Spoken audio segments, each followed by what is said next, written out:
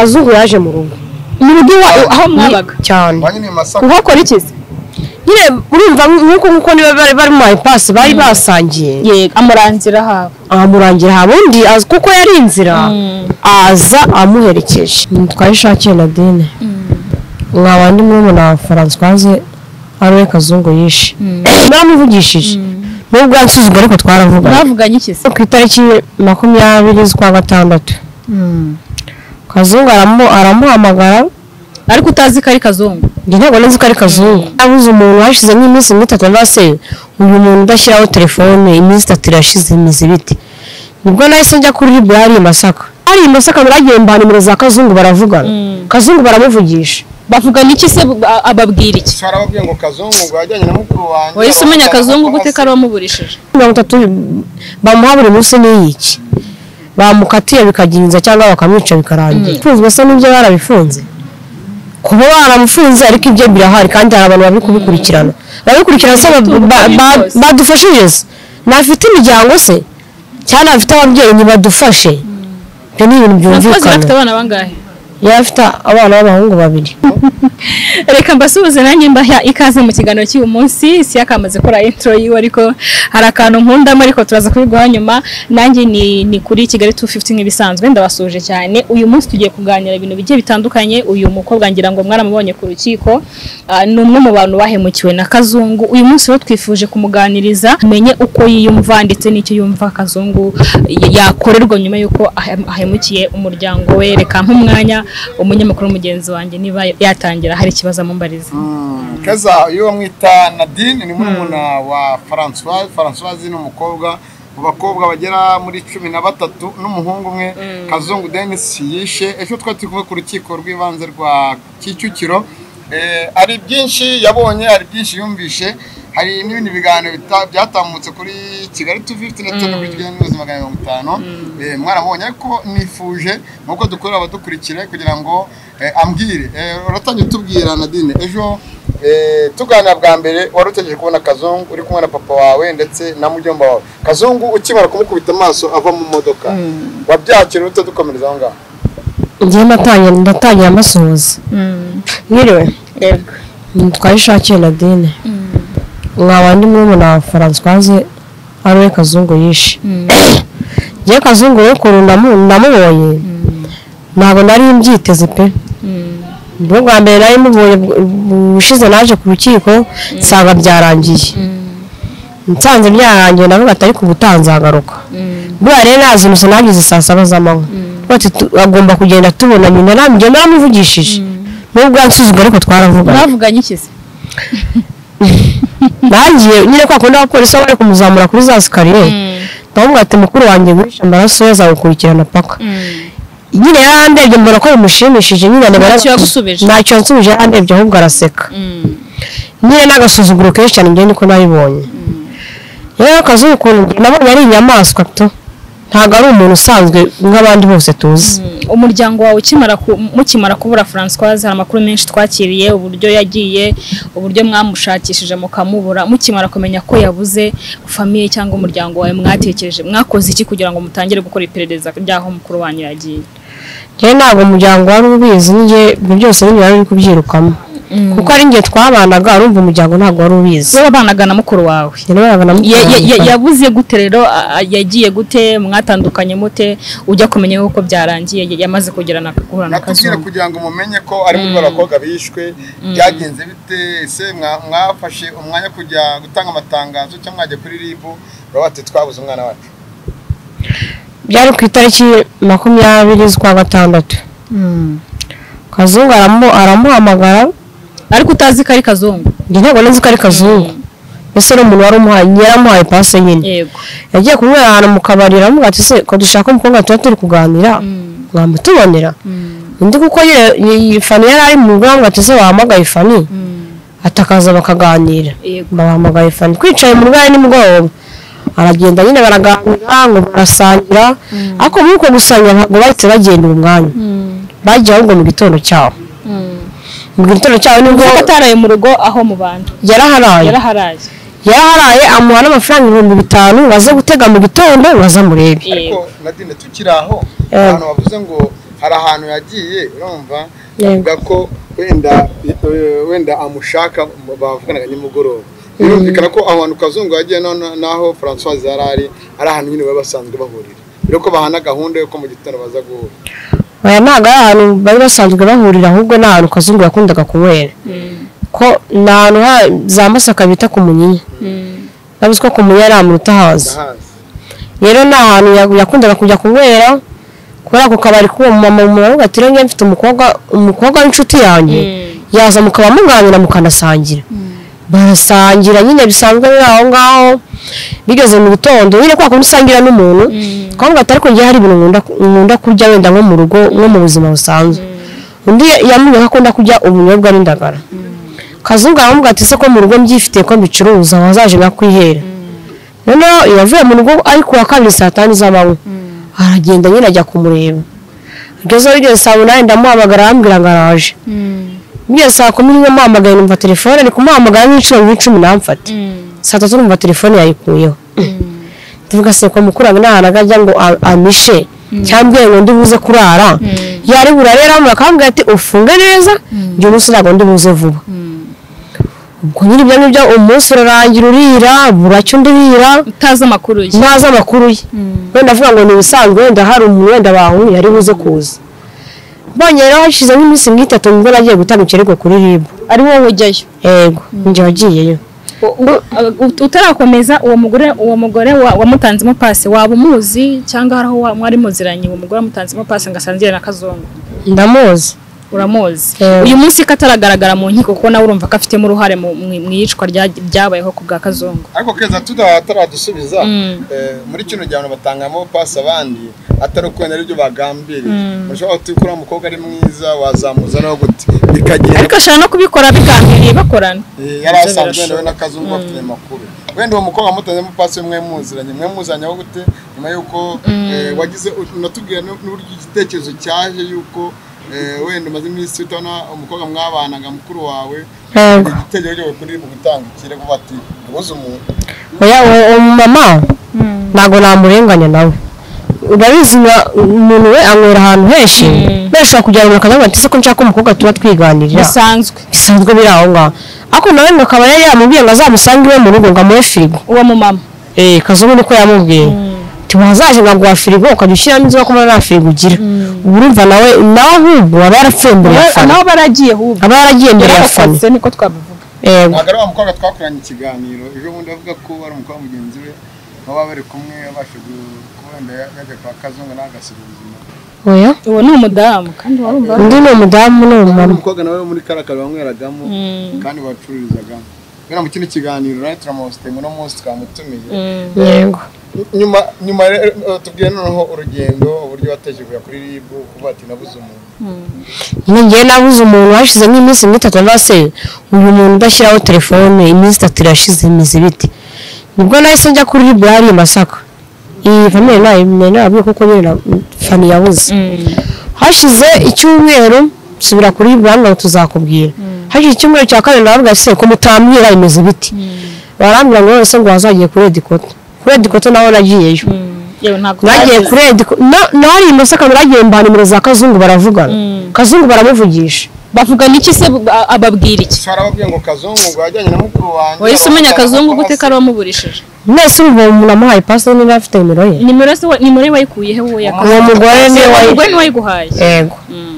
umugore ni wayimaye no hariya Kazungu baramubishije hariya Masaka nyine yamaje guhakana ngo fani ntaga muzi egeze aravuga ngo fani ngo yaraje nkuko ngo abandi bakobwa bose bazanga aragenda ibyo birarangira mu bakobwa Kazungu yemera yuko yishe akaba afite ibyangombwa byabo Françoise yari arimo bo urukiko rwatangajemo hari mu bakobwa yemeje sibyo okay muri aka kanya rero ejo bamukubise iminsi 3 bagateganya gufunya muri gereza ya Nyarugenge mu muryango hagati y'umuryango uri kumwe na papa wawe uri kumwe na mujomba wawe ntabyakire muti twese twengeye cyo nsaba ubuyobozi nuko batubwiye tuzashyingura tugashyingura abantu bacu bikarangira umuntu akamenya ngo yashyinguye abantu byo kubera mu gihirahiro ngo iminsi 30 bamuha buri munsi n'iki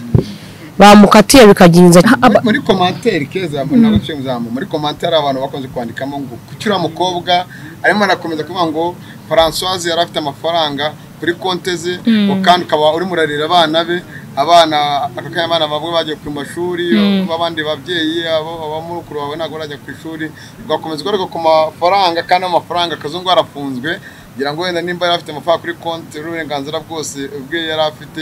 ntabwo agifite kubera cyo ajya witsa ku mafaranga afite witsa ku bana bakwiye kujya kwiga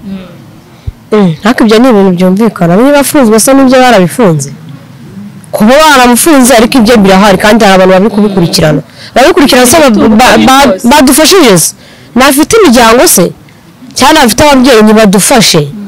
ibyo ni ibintu byumvikana afite abana bangahe yari afite abana b'abahungu 2 ubu ni wowe barera yego abo bana se nta se bafite ibintu ku buryo yakomeza kubitaho papa baramufite ariko bari baratandukanye umva niba abana yarabasize mu rugo kandi nibi byose aho byabereye uwo mugabo yari araza kumbaza ngo byagenze gute nasuguwe byumva haradahari hanyuma urukiko rwagaragaje uburyo hari abantu Kazungu yishe nabi mu buryo bwo kubahemukira nako ni bose ariko harabo bavuze yatetse yariye niba nabarya ni byinshi byavuzwe wowe wumva ko hari nabo ntekereza n'imirambo yabo idashobora kugaragara bitewe n'uburyo yagiye abicima baciyemo ibice Françoise cyangwa mukuru wawe utekereza ko we byagenze bite cyangwa se hari ibice by'umubiri we wabuzi bihari by'uramushaka kuzashyingura mu buryo bwo mu cyubahiro ibice by'umubiri ntabwo turabibona ariko gusa nyine ngiye barampimye bapima n'iyo mibiri nyine iri aho ngaho ibisubizo byarasohotse ariko ntabwo barabitubwira ko byasohotse ariko nyine byarasohotse nuko atari ibintu badutangariza ariko byarasohotse pe ko igihe bimaze ngyashize hajya gushyira ukwezi bampimye ndabizi ko byasohotse nuko batarabimbwira nyine kandi noneho erega ikintu impamvu nigeze mbiteraho kumenya ko ari Kazungu wamwishe Kazungu yaje mu rugo aho mwabaga cyane uhakora ikizi nyine urumva nkuko niba bari mu bypass bari basangiye yego amurangira undi kuko yari inzira aza amuherekeje araza amuherekeza amugeza ku buriri Kazungu nyine ifana araryama amaze gusinzira uranamubonye nanjye ntabwo namubonye hari umwana tubana mu rugo niba amubonye yaje yambaye ikigofero nyine yahishe isura mu maso ariko ntabwo n'ubundi kumunda kureba ntabwo twabona n'ubu ngubu ngo tuzahure nongere kukuyoberwa rero nanjye ukuntu yamuvuze koko ejo nibwo namubonye nyine batangara kavuga ati wa muntu niwe koko niwe wacyuye banasomye n'izina Françoise w'Imasaka ese urumva hari ibindi nta bindi kandi nawe uramwemera ko nawe ndabyemera ko naramubwiye aranseka cyane rwose umuntu afite n'agasuzuguro kenshi ariko nyine ndamwihorera twakora urujijo rwa babana ejo numvaga bahwivise n'abandi bakomeza ko ababisa bari ko njyewe ari Franka nta kintu bapana kuva ribu yaragupimye no kugira ngo bamenye barebe yuko amaraso ya Françoise na Nadine aramwe ubwo urujijo abadukurikiye bagutekereza ko ni kare Franka twakuraho hanyuma abakobwa barimo kuzana za Franka bitirira ngo bakonaga na Kazungu ariho twabonye ngo bafitanye ngo ubukwe urumva ibintu byinshi akavuga ati aramutse anafunguwe nahita mva mu gihugu komantere kuri ibyo bintu hanjye uwo mukobwa ejo dushaka ko twarakoranye ikiganiro turi kumwe ubivuga nuko nibagiye ukuntu bamwita niba ari Celine niba ari indi jya mvuga nawe yewe nayo kuvuga singiye kubana kubabeshya yarabonye uriya mukobwa ibintu ari kuvuga ugaseka Kazungu nawe gusa yaravuze ko Kazungu nawe atari mu rwego rwanjye ariko ngiye ikintu natekereje ko Kazungu yabaga ashaka amafaranga ushaka wenda yamubonyeho amafaranga wikurikiraga abakobwa bafite amafaranga yego akaba ari amafaranga yamushakagaho ko nyine numva niba bari bagiye gukora ubukwe bagiye gukoresha ngo bajya gukoresha invitation undi ngo sinzi umugore wamuburiye urumva naho byapfiriye naho byahagarariye yego ijambo Kazungu yakoresheje abwira mu gihe yisobanuraga avuga ati ibyaha byose ndabyemera hari ijambo yakoresheje ati ikibuga ni icyanyu zamu ni ryanyu umupira no waye mufite kuwufata icyo mukawuta amaboko nta kinyarwanda yakoresheje kuri wowe wagisesengura ute cyangwa wahitanga yihe komante cyangwa abanyamakuru ko aburana mu muhezo ko bari bagenzi be bari inyuma bashobora gukora ibyo yakoze bigaragara ko ari wenyine ibyo biriya bintu ukuntu mbibona Kazungu nubwo yatangaje abantu 14 ntabwo ari bo yishe gusa ahubwo hari n'abandi benshi cyane yagiye akora n'ibibi birenze kuko n'ibintu yanze kuvugira hariya mu rukiko ukavuga ati ngazabivugira mu muhezo urumva hari ibintu byinshi yakoze kandi ntagakora wenyine hari abantu benshi bakorana barahari rwose cyane njye uko numva mbona hari umunsi bazamufunga njye Kazungu ari dayimoni ubundi hari umunsi bazamufunga baza kureba umuntu wasanga n'abaseka se cyane rwose njye mbona ari dayimoni hari umunsi bazamufunga basanga yagiye abure nyine abure kurengera kandi ko mbibona ukomeye sinavuga ko ari umutima ukomeye ahubwo n'umutima nyine ariko tekereza kwica abantu 14 ukabona araje mu bantu bose bangayitse ngewe ikintu cyabona araseka nishima mbona icyo bimubwiye ameze nk'utafite icyo yishinja ntacyo rwose none se Nadine ntutekera muri ba bantu Kazungu yishe akabateka mu isafuriya yarangiza agafata inyama zabo akazicucuma agafata n'amagufwa yabo akayahondahonda n'inyundo agashyira mu mufuka wa byabayeho we byabayeho niko batangaje n'inkuru ihari ntabwo ukeka yuko Françoise yabone muri abo wenda ukavuga ati nzabona umubiri w'umushyingura mu cyubahiro ugasanga atarimo inyama ze zaraboze zabo kuko kuri bo batari bamwe igisubizo kuko bataramusubiza ngo muhuje amaraso cyane muhuje amaraso ibyo byurumva nawe bigomba kubitekereza ibyo nabyo kavuga ati wenda aho ngaho naho hashobora kuba ari ibyo ni ngomba gutekereza cyane ahubwo yego kugeza uyu munsi nawe utegereje nkuko natwe abaturage twese dutegereje kuzumva icyo bazakatira Kazungu yego tugendeye ku byo iminsi 3 y'agateganyo yahawe ariko yimerera ibyaha byose uko ari 10 yemera n'uburyo yabigenje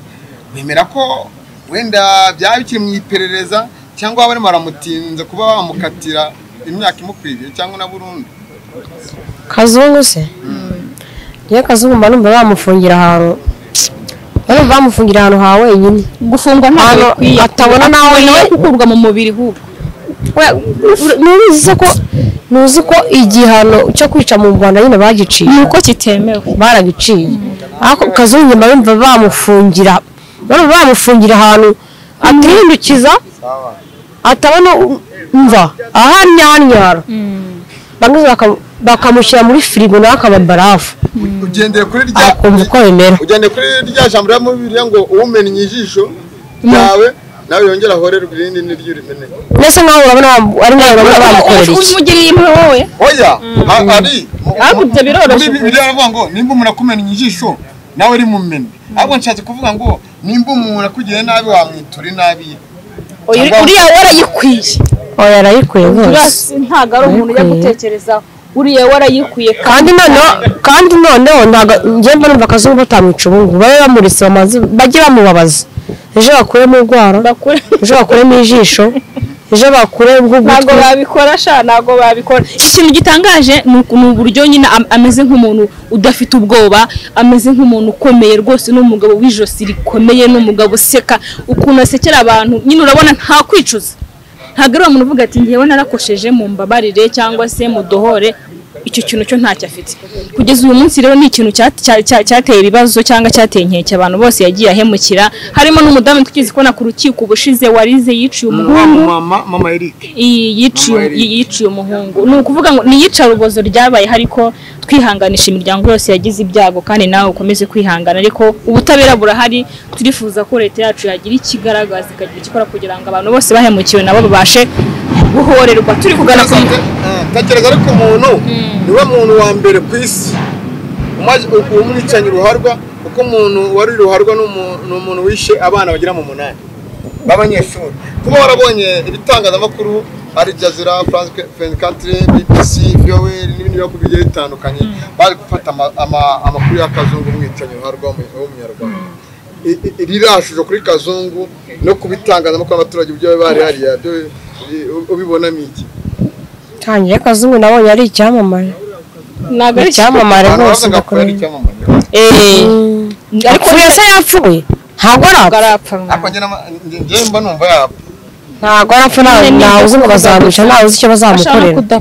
shana kudapfa wenda gufunga burundu cyangwa gufunga burundu upfashize igihe kingana none se Nadi reka dusubize umunyamakuru wakoze ikiganiro avuga ati ese ubundi bari abakobwa nuko ngo ni ngo Françoise ni mukuru wabo ubundi bari abakobwa ni bantu ki ese bari abakobwa kuki babitangaje basubiza kuko n'abanyamakuru batoga n'abanarizi n'abigize abasesenguzi nazo abasesengura mbabona gutyo bajya bavuga ibyo bisubiye bitandukanye impamvu tubitangaje ubu ngubu nuko aribwo tumenya abanyamakuru bikenewe kuko aribwo binakenewe yego nibwo binakenewe nabwo bikenewe cyangwa nko mufite ubwo kuba ngo ntabwo njya kuvuga ko nabone n'abanyamakuru ko nyine ntabwo rero akamenya amakuru ngo ndajya kuvuga kuko rero sajya kuvuga ibintu utazi hako ibyo mvuga ni ibintu mfite igihamya rwose ibyo mvuga biseri Françoise ni mukuru wanjye arangurikira gusa ibintu byo kumbwira ngo si mukuru wawe ngo ibiki n'ibiki ubona kuko ndi kumenya kizaza mu byane wacu mu cyaro aha rero mwavukiye naye papa wawe numvisha ko nimba mwaravukiye ngo nimba raganaye we wakorera hano muri Kicukiro ngo akora akazi k'ubufundi nibyo yego mwavukiye aganaye mu karere mu karere ka Rulindo okay mu karere ka Rulindo tujya tugera wenda ku musozo keza w'ikiganiro twagiranaga wenda bazakubona ahandi mu bindi biganiro bigiye bitandukanye turimo turagana ku musozo ubundi Françoise yari muntu ki yarabaye hate nabagarutse kuvuga ati ni muri babakobwa nyine bishakira ubuzima ni muri babakobwa bicuruza bavuga byinshi bigiye bitandukanye uravuga iki kugira ngo twisoze amagambo y'abantu yo niyabura ndabizi ko nanjye ejo nawe n'umushara umuntu umbwira ngo ndi mu bakobwa ngo bacitse Kazungu kandi njye Kazungu ntabwo nerera muzi Kazungu namumenye ejo mbese kuba twaje tuvuga kuri telefone mubaza ibyafana kanuka kambwa tumuje ukomeza kugenda kuri mukuru wawe ujya kundaga mu buyobozi azagwemukira nkuko nagize mukuru wanjye cyo jambo nanjye ndibwira kuri bari Masaka nyine akabifata nk'ibintu bisanzwe fani mukuru wanjye ntago ari byo mvuga ngo ndajya kugira ngo kubeshya ubishaka tujyane iwacu mu cyaro yibarize na barumuna banjye cyangwa kwanza na papa bamuye nabasaza bameje babonye ntago ari inkuru y'imimba ni ntago ari ibintu wajya guhimba uri mu kababaro bisa nibyo kujya guhimba ntago ari byo gukiniraho ikindi abantu bavuga ngo Françoise yagiye kwicuruza ntago ubicuruza wese yicwa nubwo byaba ari byo ntago abagiye kwicwa nta nahantu babihuriye rero icyo aba cyamujyanye cyose kandi nawe byakubaho twite ku miryango ibabaye twe gutekereza ibindi ahubwo wetekereza ngo umuryango wabuze umuntu ibyo gusesengura ibindi byo ntabwo bikora ko umuntu yamazije kugenda tugana ku musozo ni cyo kintu wabwira Kazungu wenda kumubwira byo ntiyabyumva ariko uramutse umubonye kano kanya mumwicaranye cyangwa bakamugwa ukaba uri kumwe nawe Kazungu nihe jambo wamubwira Kazungu se yego je Kazungu cyere ko twivugane turi kumwe nawe wamubwira ngo ikira muzanse muri kumwe yayi ikintu namubwira ntabwo atamaraso yamukuraga azabukurikirane paka uzajya hose Imana izajye imukubaza uzaba uri hose kandi mukuru wanjye ahari hose nifuje uko ridashira Imana izamurinde gusa naramukundaga cyane Kazungu yarambekuye ariko nta kundi narabyakiriye yego reka tumushimire abazamukira mu kindi kiganiro tuzakomeza tumuganirize reka tumubwire ngo gukomera kandi bagiye yagiye aruhukire mu mahoro aheza no mu ijuru kandi Imana ikomeze izamukuriki abana be zabakuze mu mahoro bagarutse ku ishuri ry'abana n'ibiki turi muri leta y'umwe ya demokarasi n'amajyambere ziko neza ubutabera buzahabwa uzatanga igisubizo kizima ku muryango ndetse no ku bana keza reka tumushimire nanjye nsoza ahubwo nagira ngo